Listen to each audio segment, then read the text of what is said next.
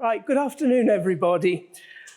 Just to tell you a little bit about myself, from a fine art background, I changed track radically and I took, as rather a mature student, a sign writing and decoration and display apprenticeship, and gradually got more and more into unpicking historic buildings and getting interested in the whys and wherefores.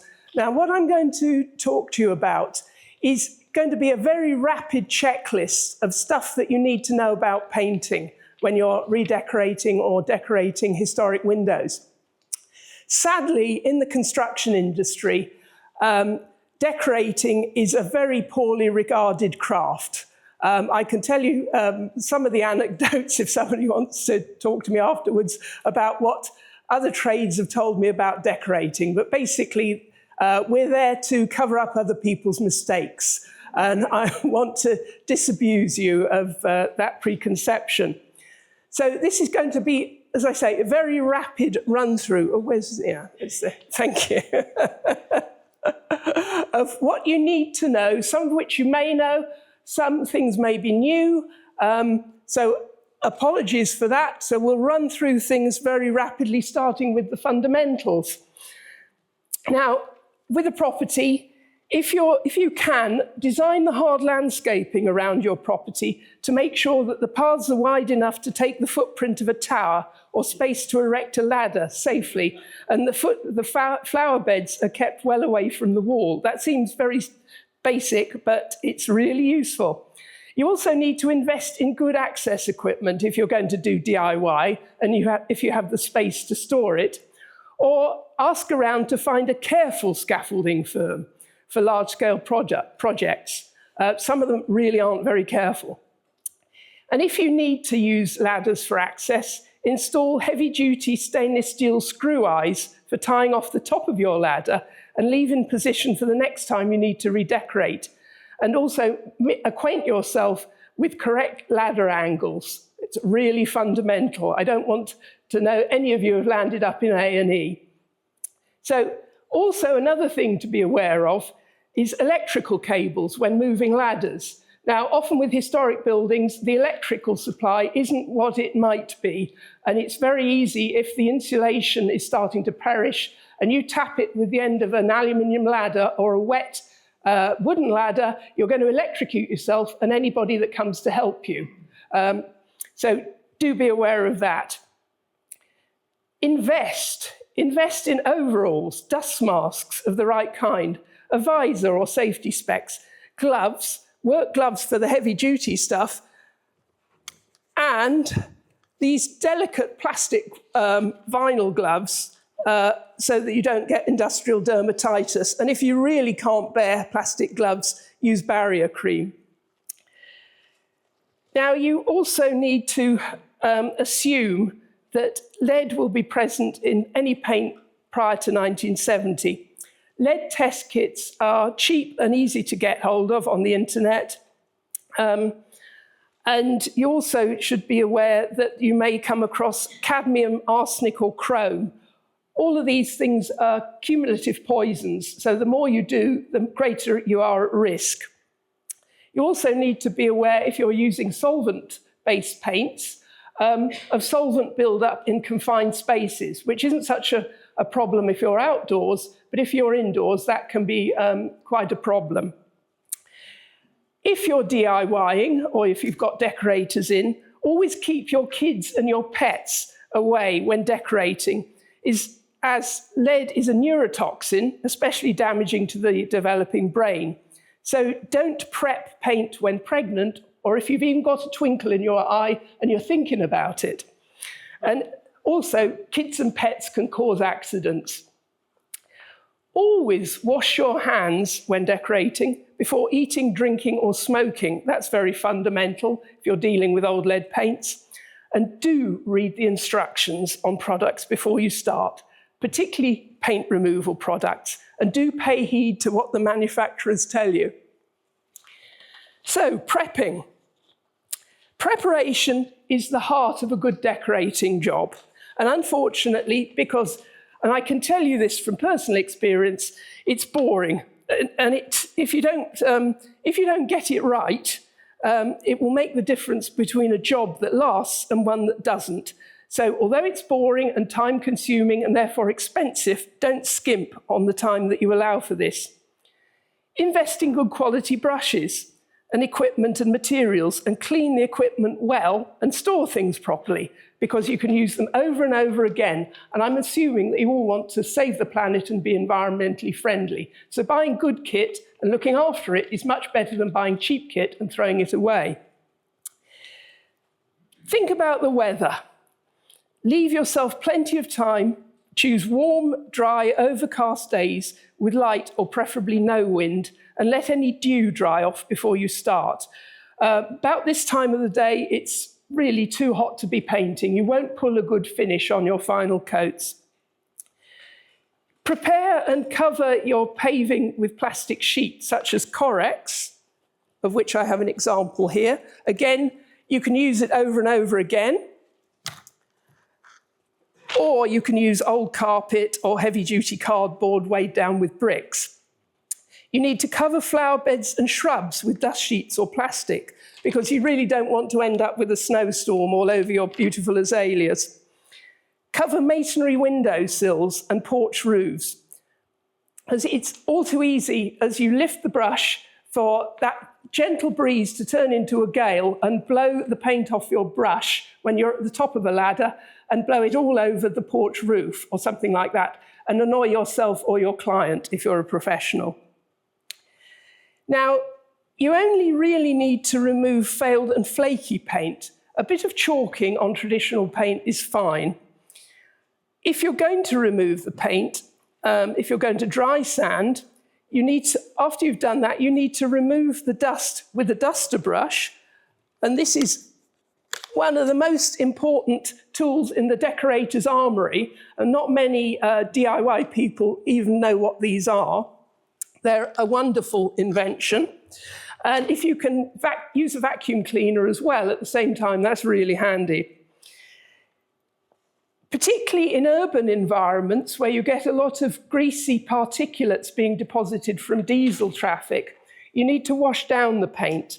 And if it's got accumulations of sort of dust and fly blows and things like that in the country. So wash it down with sugar soap and warm water. Do wear gloves for that. It's very, very alkaline. It'll wreck your fingernails. And sponge it and rinse it off properly, because if you don't rinse off your sugar soap properly, it will affect the drying time of your paint. If you need to remove loose putty, prime any bare wood before you replace the putty.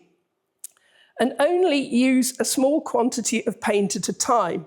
Do decant into, because if you do drop it, that limits how far it's going to go.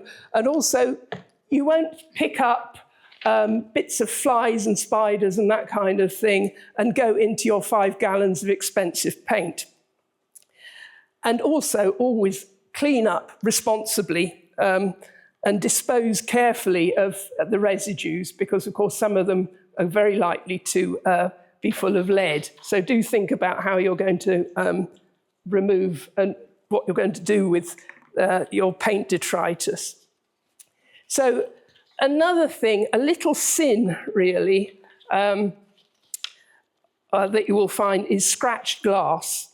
And this is the way that you hold glass paper so that you don't scratch the glass. So you can just run it along the moulding and get rid of the paint or key the paint without damaging or further damaging the glass. Some historic glass is horrendously damaged before you even start.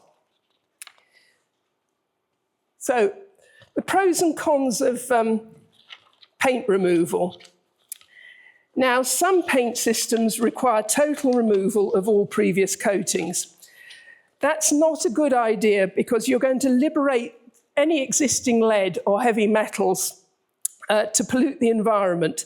And you're going to also lose valuable building archaeological evidence. So if it's sound old lead paint, leave it alone. You're locking it up for a bit longer, and also it'll still be doing its job of protecting your original window frames, which is why some of them may have lasted so well in the first place. If you have to carry out major repairs, remove the windows and work on them in a workshop. It's much easier and more efficient than trying to do them standing on the end of a ladder. And also it gives you a chance to service catches and sash cords at the same time. Because, for example, the sash cords may have been painted over, and so they'll have gone brittle and pretty awful, and they're going to be an accident waiting to happen. And as you'll see with some of Charles's examples, catches get completely painted over because people don't necessarily take the time to remove them. Never, ever use blow lamps if you're going to remove paint, and only heat guns if you absolutely have to. A, because you may easily crack the glass, and B, with a lot of historic buildings, there will be detritus in voids, such as the bottom of sash boxes and in the ceiling void. So you will find the paint shavings, the old woodbine packets, and the birds' nests of centuries, which will all be very dry, even in a damp house. It's amazing how dry these things can be. And just waiting for that lump of smouldering paint to drop through, and then maybe 4 or 5 hours later, the fire brigade turn up, if you're lucky. So always, if you have to absolutely use heat, bearing in mind also as a tradesman, it will put up your tradesman's insurance policy massively if you use heat. Always wait a couple of hours before going off site, and then go round and have a thoroughly good sniff before you leave site, just to make sure you can't smell anything smouldering. And if you even have a hint of something, unless it's next door's bonfire, just do lift a floorboard or so and make sure there is nothing waiting to happen. So if you have to use chemical strippers, most of them these days are alkaline-based.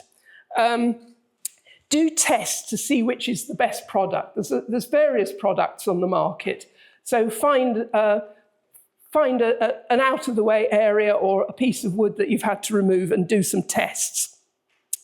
And then do make sure, if you're using an alkaline paint stripper, that you do neutralize properly. To do that, the best way is to get hold of some pH papers, otherwise known as litmus papers, and keep testing to make sure that you have neutralized the paint stripper. If you don't do that, and you paint over with an oil-based paint, in between 3 to 6 months, something known as saponification will happen. And literally, that oil, because of the action of the alkali, will turn to soap. So the color will go very strange, the surface will go slippery, just like soap, and it will no longer do its job of protecting the windowsills. So it's one of those things, it's worth not rushing and taking that extra time so you're absolutely sure. If you're going to use abrasives, if you have to dry sand, always wear a dust mask. With abrasives, you need to know that the lower the number, the coarser the grit. And you should always work from coarse to fine. So the coarsest abrasives are for rapidly getting off very degraded paint. If you're going to use a power sander, which makes life a lot easier, there's some very nice small detail sanders available now. Buy one with a dust collecting system. That's a really good investment. And keep it well away from the glass. And always, if you're going to use a corded power tool, get an RCD trip, because again, you don't want to electrocute yourself and your nearest and dearest. If you're going to use wet and dry paper, use it with warm water and a little drop of detergent. That's the best thing for flatting back sound old paint. It just makes enough of a key to put new layers on without removing too much. And again, you'll need to rinse off with clean water and a decorator's sponge. These are another thing in the decorator's armoury. This is a cellulose sponge, not a nasty plastic polyurethane one.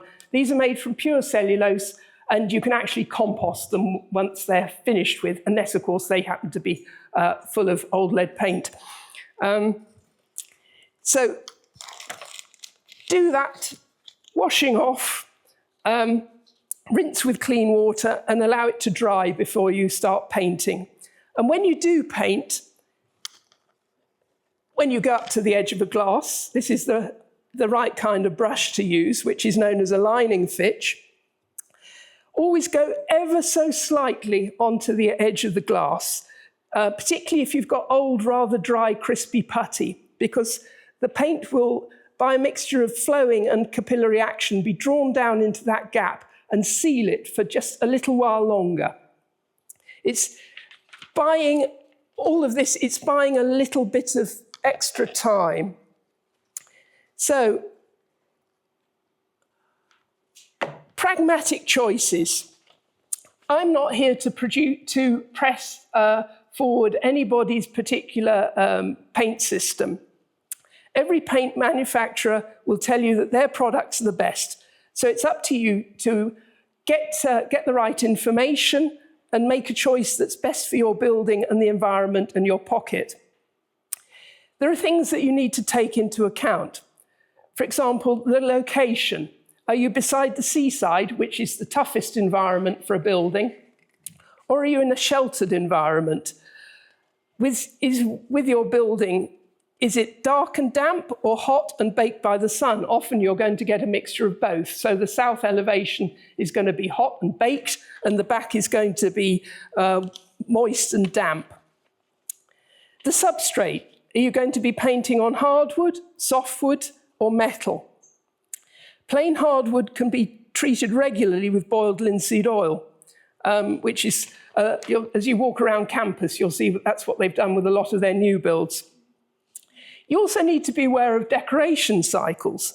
The fewer the better, especially with a historic building, not only due to costs, but also due to the potential for damage each time. For example, putting a scaffold pole through some historic glass or knocking the nose off a sculpture.